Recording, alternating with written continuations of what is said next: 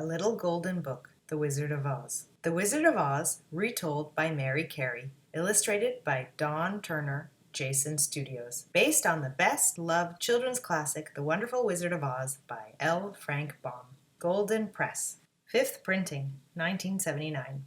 Once there was a little girl named Dorothy who lived on a farm in Kansas. She lived with her Uncle Henry and her Auntie Em and her little dog Toto. Nothing very exciting ever happened on that farm until the day of the big wind. It was a wind called a tornado, and it came roaring across the fields, scattering haystacks and chicken coops and tree branches every which way. Then it roared and twisted around the farmhouse, and it picked up the house, Dorothy, Toto, and all. The wind carried the house high, high into the air. It carried the house far, far from Kansas. Then it set down the house with a soft whoomph. It set the house down in a place where there were green hills, sparkling blue streams, and of all things, crowds of strange little people. "Welcome to Munchkin Land," said one little man to Dorothy.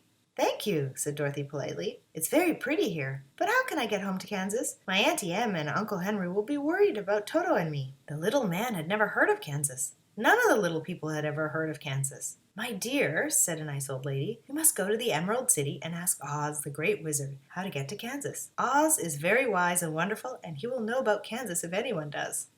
"Follow the yellow brick road and you can't go wrong," said a little gentleman. "It will take you right to the Emerald City." So Dorothy and Toto set off down the yellow brick road. Before long, they came to a cornfield, and there was a scarecrow stuck up on a pole. He was a most unusual scarecrow. He could nod and wink and even talk. When he learned that Dorothy and Toto were going to see the wizard, he decided he would go too. "Perhaps the mighty wizard could give me some brains," he said. Dorothy agreed that even a scarecrow would be better off with a brain or two, so she helped him down off the pole and over the fence. After a bit, Dorothy and Toto and the scarecrow saw beside the road a man who was made entirely of tin. He stood holding an axe, but he didn't speak and he didn't stir. "Why, he's all rusted," said Dorothy. She ran to a nearby cottage where she found an oil can. Then she oiled the Tin Woodsman's joints very carefully. The Tin Woodsman was ever so grateful that he could move once more. And when he heard that Dorothy and the scarecrow were going to see the great wizard, he asked if he might come too. "Perhaps Oz would give me a heart," he said. "It's most difficult to be without a heart. I want to love people, but one needs a heart for that." "I suppose one does," said Dorothy. "All right, come along with us." "And let's take the oil can," said the scarecrow. "We don't want you to rust again." So off they all went, down the yellow brick road. Dorothy and Toto, the scarecrow, the Tin Woodsman, and of course, the oil can. Suddenly there was a terrible roar, and a huge lion sprang onto the road. He opened his enormous mouth and showed his sharp teeth. It seemed he wanted to gobble Toto up. "Don't you dare!" cried Dorothy, rushing at the lion and slapping him on the nose. The lion stopped roaring and began to cry. "Why, you're just a big coward," said Dorothy. "I know," sobbed the lion. "I can't help it. I was born this way." Dorothy and her friends felt so sorry for the wretched weeping lion that they invited him to come with them. "Perhaps the mighty Oz will give you some courage," said Dorothy. The cowardly lion wanted courage more than he wanted anything, so he was happy to journey to the Emerald City of Oz. As night was coming on, the travelers saw a great castle near the road. "Oh dear!" the cowardly lion shivered. "Oh my! The Wicked Witch of the West lives there! Let's hide quickly!" Too late! The Wicked Witch had already seen them. "Travelers on the road!" she screeched, and she called her winged monkeys. "The Tin Man and the Scarecrow are of no use to me," she told the monkeys. "Destroy them, but bring the little girl and the dog and the lion to me." The winged monkeys swooped down upon Dorothy and her friends. They hurled the Tin Woodsman from the cliff, and he lay below bent and battered. They tore the straw from the Scarecrow and tossed his clothes into a tree, so there was nothing left of him but that bundle of old clothes. But Dorothy, Toto, and the cowardly lion were carried to the Wicked Witch.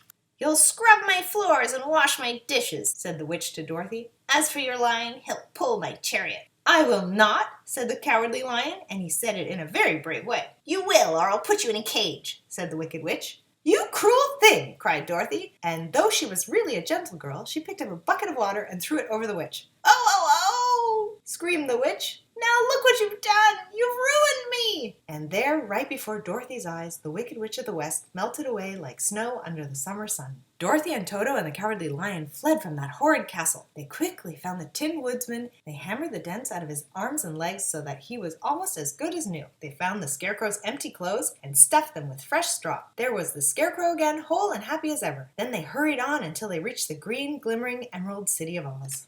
When the great wizard Oz learned that the travelers at his gates had melted the Wicked Witch of the West, he consented to see them. He was not exactly what Dorothy had expected. He was a timid little man who hid behind his emerald throne when they first came in. However, he was also a wise little man. "You want brains, do you?" he said to the Scarecrow. He took the straw out of the Scarecrow's head and put a big heap of pins and needles in its place. "Now you're bristling with good sharp brains," he said. "Use them and you'll be as clever as can be." "The Scarecrow is clever already," whispered Dorothy. "I suspected as much," said the Wizard. Then, into the Tin Woodsman's chest, the Wizard put a pretty little heart made of red satin. "The Tin Woodsman has been tender-hearted all along," said Dorothy. "I imagined so," replied the Wizard. The Wizard then gave the Cowardly Lion a magic potion, and the lion gulped down every drop. When he finished, he roared louder than any 3 lions. "I feel so brave!" he cried. "You are already brave," the Wizard told him. "Courage means doing what's right, even if you feel afraid while you're doing it."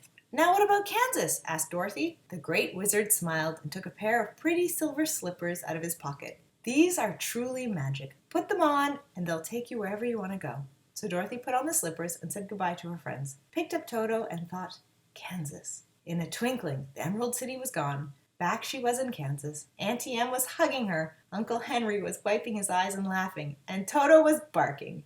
She was home again, and of all the wonderful places she had been, home was the best place to be. The end.